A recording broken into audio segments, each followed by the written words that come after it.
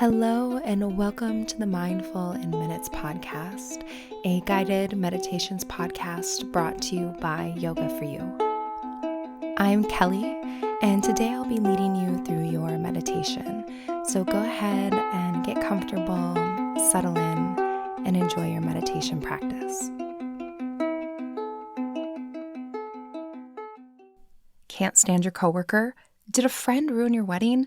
Do you just need someone to be real with you for once in your life? Comedian Eliza Schlesinger wants to be the person who will give the advice you actually need to live your best life while making you laugh, of course. Every week on Ask Eliza Anything, people submit their burning questions on topics like how to deal with bad coworkers, bridesmaid drama, faking an accent, and so much more. From wise and heartfelt to rage-inducing, Eliza's answers are always entertaining. Eliza is so confident about her advice, you'll want to ask her questions weekly. So go ahead and ask Eliza anything. Let Eliza give you the advice that your friends won't. Listen to Ask Eliza Anything wherever you get your podcasts. Hello, everyone. Welcome to this episode of the Mindful in Minutes podcast. Today, we're going to do something a little bit different, and I can't believe that in the last 5 years, I've never done this. And I was trying to decide what I wanted to explore this week. And I was like, you know what? Let's go back to basics.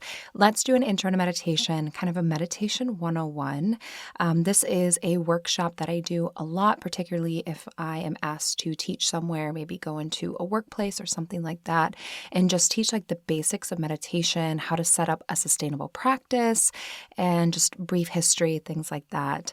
And yeah, so I thought, why not put it here on this podcast? Because I shouldn't assume that everyone here knows all this stuff already. And even if you do, sometimes it's good to go back to basics and review, if you will.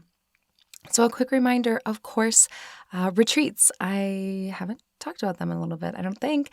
So I have one spot left in the New Year's Eve retreat in Iceland. So if you want to ring in the new year in Reykjavik, under the Northern Lights, I would love to have you. There's one spot. So if you go to the website and that spot's still there, it must have been meant for you. And then this spring, so at the very beginning of May, I will be headed to Portugal for the Ignite Your Passion Portugal retreat. It's going to be so special. It's going to be just warm. We're going to be in the Algarve. It's going to be really great. And yeah, I'll put all the information in the show notes, or you can head over to yogaforyouonline.com. But I would love to have you. Those are the only 2 international retreats that I have planned for 2023. So I'd love to see you at one of them. So let's dive right in just to our little intro to meditation. So what I like to do for an intro to meditation is I like to start by debunking some common meditation myths. So some of the most common ones that I hear are that you have to meditate for 30 to 60 minutes every day. That's not true. Studies tell us that, I almost said studying. We're not studying, we're meditating. The reason I thought of that is when I was saying, it's always good to review, is I feel like I only hear that in the context of like when you're studying and someone's like, review it one more time. Or when I'm doing like yoga teacher trainings, like when I'm taking a training, they'll often make you like redo kind of like the first module or something to like review the basics. So studying's on the brain. But you do not have to meditate for 30 to 60 minutes. Studies tell us that anywhere from 8 to 12 minutes a day is enough to get the mental, physical, and neurological benefits of meditation. A beautiful woman named Sarah Lazar out of Boston. She's doing some great work on that if you're curious about those studies. It's a common misconception that you have to meditate in the morning. You don't. If you are not a morning person, if you know that trying to meditate in the morning is not going to work for you, don't feel like you have to meditate in the morning. You technically can meditate at any point during the day. I'll talk about, what I personally recommend more for like building a habit than actual benefit. But anytime you're practicing the act of single-pointed concentration or you're practicing meditation, you're getting the benefits. It does not have to be first thing in the morning. Now, some people really find that to be really beneficial and a great way to start their day, but also some people find it's a great way to end their day or maybe take a break over the lunch hour. So you don't have to meditate in the morning. Another one is that when you meditate, you just like sit and turn your mind off or do nothing when you meditate. Although your body may not be doing much, meditation is it's pretty active. You're trying to focus on one thing with your mind. And that's definitely not, quote, doing nothing or turning your mind off. It's really about focusing your thoughts and that mental power on one point of concentration. Another one is that if you're a busy person or you have ADHD or you're neurodivergent, anything like that, that you can't meditate. And that is not true. There's a lot of studies out there about how it's really beneficial to meditate, especially if you have ADHD or if you have a really busy brain and you struggle to focus. I joke, but I really mean this, that saying you're, too ADD or too busy to meditate is like saying you're too dirty to take a shower. It's like, how are you going to remedy that thing? And if you are struggling with any of those things, one of the best antidotes, oh my gosh, am I okay? Am I okay? Full disclosure, you guys, when I'm recording this, it is like 8 p.m. at night, which no one judge, but that's kind of late for me. So I think my tongue's getting a little bit sleepy as I'm trying to share this with you guys. So excuse me.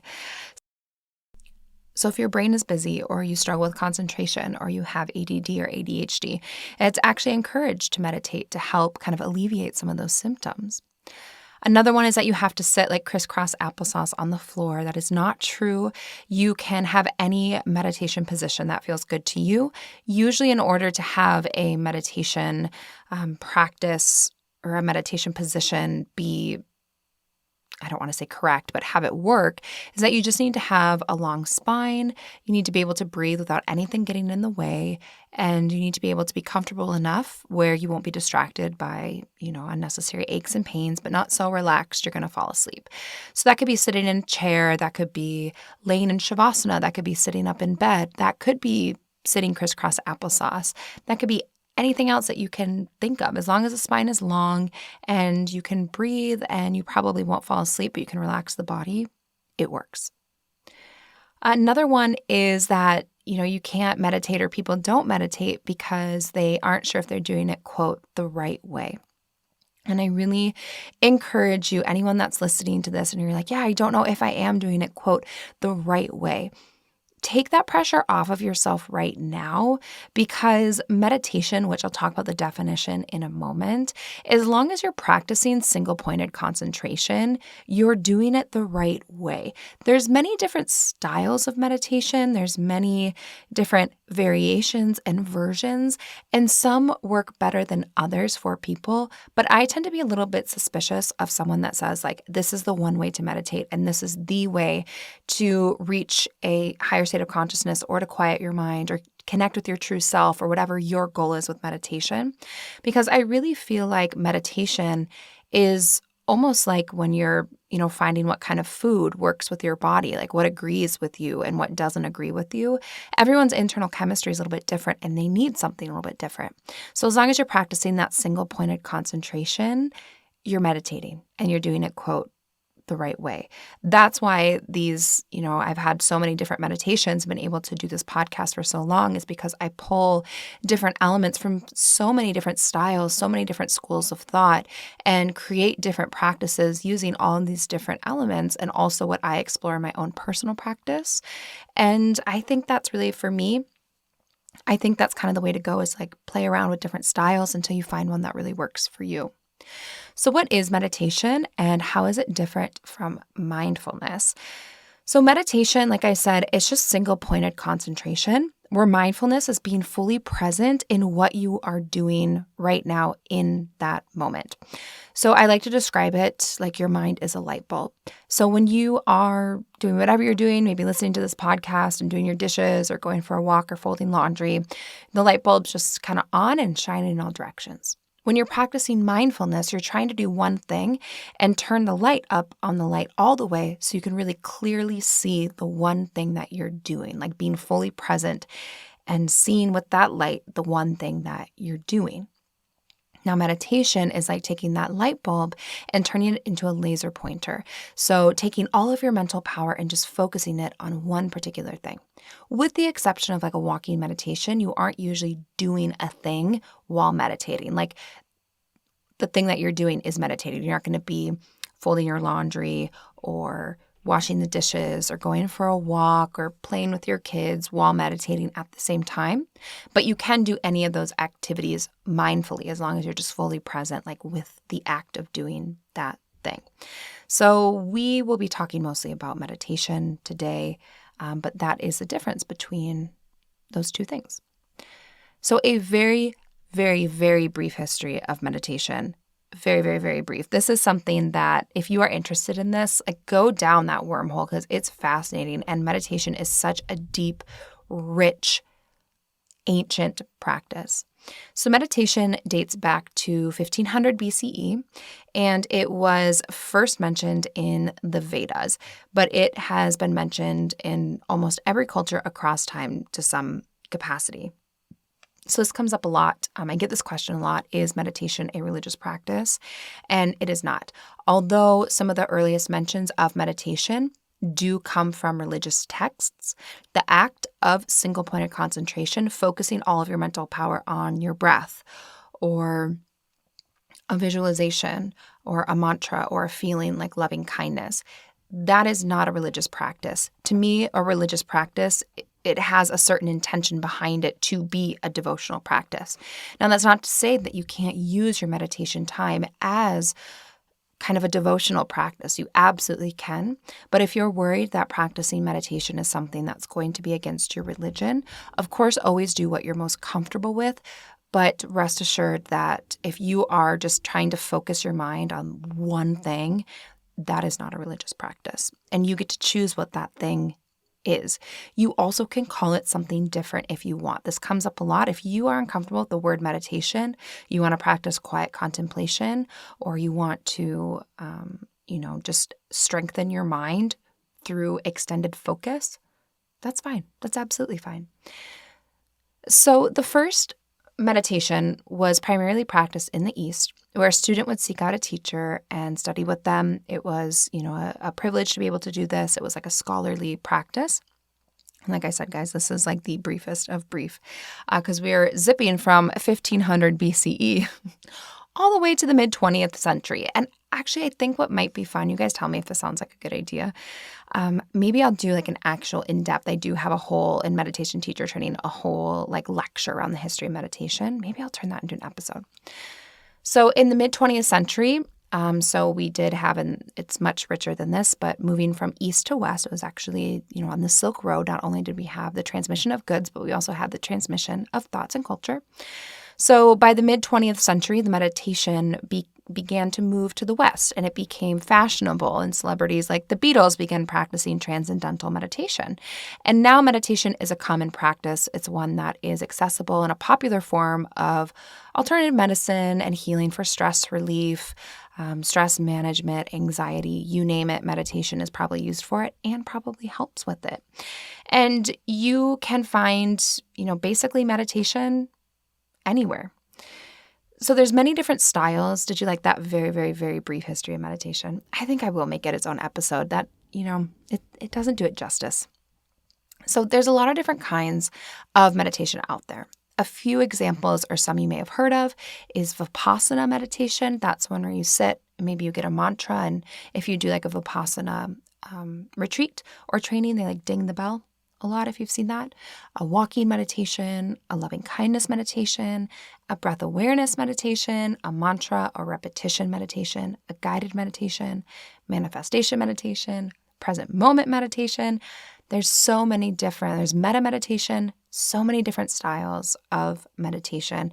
And it's my belief that they are, kind of all created equal. They're just different vessels and vehicles to help deliver you to a deeper part of yourself, a higher level of consciousness, and to allow you to be an observer of your thoughts and concentrate your mind on one thing.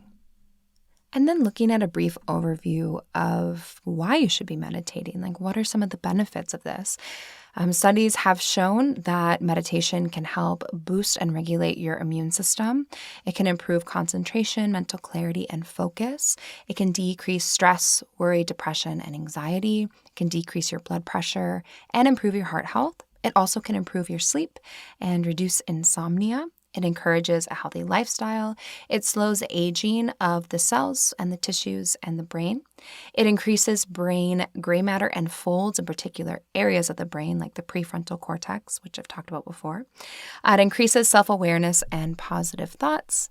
It helps you to get these ones are not, no studies with these ones. These are just from like self-reported. So people tend to feel less bothered by the little things. They tend to feel like they have better emotion regulation, and it kind of helps you not lose it sometimes. Like for me, I really know when it's time to double down on my meditation practice, when I start to get really reactive or kind of short and snippy. And meditation can just help kind of soften the edges a little bit. It'll also, help you sleep better, fall asleep faster, stay asleep. And it can rewire your brain, this one there are studies on, rewire your brain to make it stronger, clearer, and better able to function and concentrate for longer periods of time and to keep your focus on something more intently and longer, as well as decreasing the part of the brain that is responsible for fear, pain, and worry. So before we talk about how you meditate or how you set up a practice, I want to take a quick moment to tell you about Inside Tracker. So to live your healthiest, longest life possible, you need to understand what's going on inside. We know this. And Inside Tracker takes a personalized approach to health and longevity from the most trusted and relevant source, your body. Inside Tracker was created by experts in aging, genetics, and biometric data from Harvard, Tufts, and MIT. So, a couple smart people there, a couple people who know what they're talking about. And Inside Tracker provides personalized health analysis and clear recommendations, plus an action plan on how to live healthier longer. And one of the things that I love the most about Inside Tracker is that they give you recommendations on things that you can control to optimize your health, like food, supplements, workouts, other lifestyle choices. So right now you can save 20% off at Inside Tracker by just going to insidetracker.com/MIM. So let's now explore how you meditate, or I guess I should say how you set up a simple but sustainable meditation practice. Like, how do you make this a habit that works for you? Because I firmly believe that if you are going to create some kind of a new habit, it has to work for you. If it's a complete mess and it's inconvenient and you don't like it, you're probably not going to stick with it. So how do you meditate? So the first thing that you'll want to do is explore what meditation positions work best for you. So is that lying down? Is that seated? Is that, using props? Is that something else? Is it being in a recliner? Is it laying in Shavasana? What kind of a meditation position works best for you? Just play around with it. Do different ones at different times to see what works well for you, what feels good to your body, and just kind of make mental notes of what works or what doesn't work. And again, just making sure that your spine is long, that you're not slumped or too rigid, and use as many props as you need to get comfortable. This includes sitting in a chair. I have a chair in my office that I like to sit and meditate in. I feel supported in it. My feet can touch the ground, and that works. It's not, cheating in any way. But do try to avoid a position where you maybe will fall asleep, unless that is the objective of your meditation, is to meditate to sleep. And just knowing what a comfortable meditation position for you is important. So then you're going to decide what time of day works best for you. I usually recommend first 10 or last 10. And the reason that I do this is I'll tell people meditate the first 10 minutes of your day or the last 10 minutes of your day. Now, I've softened on this a little bit since having pork chop, because I recognize now that at some stages of life, it's just what is morning and what is night?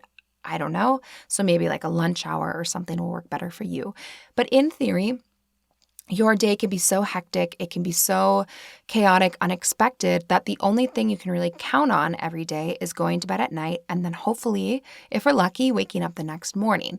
So if you're familiar with habit stacking or building a new habit, syncing up one habit with another is a wonderful way to help improve your chances of sticking with a habit.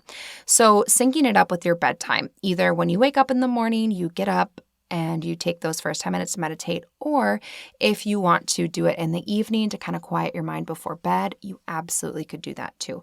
Of course, you know yourself best. So if the lunch hour is better for you, or maybe when your kids are taking a nap, feel free to do that. But usually, unless you're kind of outside of those special circumstances, I find my students have the most success with the first 10 or a last 10. Now, how do you know which one is best for you? Try them both, see which one you like best, and remember that if you are like not a morning person, if already getting up and getting out of bed is a huge struggle, maybe start with a last 10, right? If just you know yourself best, so try them both, but stick with the one that you either find to be the most beneficial or that you're more likely to stick to. Then you're going to play around with different meditation styles. So you could try guided meditations, which if you're listening to this podcast, you probably like them. You could try a breath meditation where you just sit and you follow your breath. You can set a timer for, 8 to 12 minutes, on average 10 minutes, and play around with different styles, play around with different points of concentration, and just commit to the practice. So from my experience working with students, trying to help them build their practice, they're most likely to quit like around day 10 of trying to do a daily meditation practice. If you can make it to 3 straight weeks of meditating every single day, you usually have like a pretty good habit built at that point. You also will really start to like feel better. You'll miss it if you skip it. So do your best, commit every single day for 3 weeks. And usually if you hit that milestone, it's smooth sailing after that. When you meditate, you're not trying to like shut off the brain. You're trying to, again, turn that mind into a laser pointer. So what are some things that you can, meditate on, or you can point that laser pointer to? It could be your breath. It could be a feeling or a concept, so some kind of a feeling that you want to welcome in or that you want to be feeling. It could be a mantra or a phrase. It could be using your senses just to focus on the information the senses are giving you. It could be the voice of a guide who's leading you through a meditation or a guided journey. It could be really anything. You're just trying to mentally focus on one thing. So play around with different styles. And then you just do this until you kind of find your sweet spot and your meditation practice. And make sure that you're being kind to yourself. You're going to get distracted. That's okay. The point of meditation is not to never get distracted.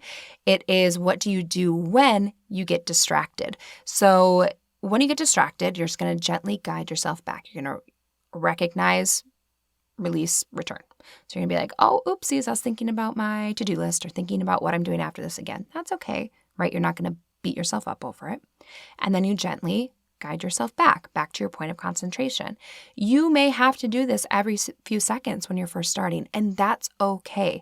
The distractions are like the weights that the brain is lifting to make it stronger. It's like resistance bands for your brain. So you get distracted, you bring it back. You get distracted, you bring it back. This builds up your ability to focus and concentrate over time, and it makes your mind stronger. I also encourage you not to think about meditation as kind of like good or bad. All meditation is just a practice. It is, what it is. And I don't mean that in kind of like the flippant, like, oh, well, it is what it is. It's just your practice is your practice. So every day, try not to, judge yourself about how you think it went, or if you felt like, you went deep or not, or if it was, quote, successful or not. Just let those few minutes, just let the experience be what it is, and know that if you were practicing that single point of concentration and when you got distracted, you did your best to bring yourself back, you were meditating and you were doing it. Play around with different times of day, different styles, different positions, all of these things till you find your sweet spot, and you absolutely can do this. So that is it. That is just very high level, like intro to meditation. I'm curious what you guys think. Even, my people who've been here for a while, did you learn something new? I'd love to hear about it. And that's it. The thing that is bringing me joy today, I'm actually looking forward to, I'm recording this a few days early because I'm headed to Toronto this weekend. And one of my Yoga For You team members, which I've been working with in different capacities for almost 2 years now, and we've never met in person. And they're coming to help with this training, and I'll get to meet them for the first time in real life. So I'm really looking forward to that. It's going to be really special. So that's definitely bringing me joy. And I forgot to look up a question. So I'm just going to be honest with you. I forgot to do it. So we're just going to skip it this week. I hope you're having a beautiful day, and thanks for listening.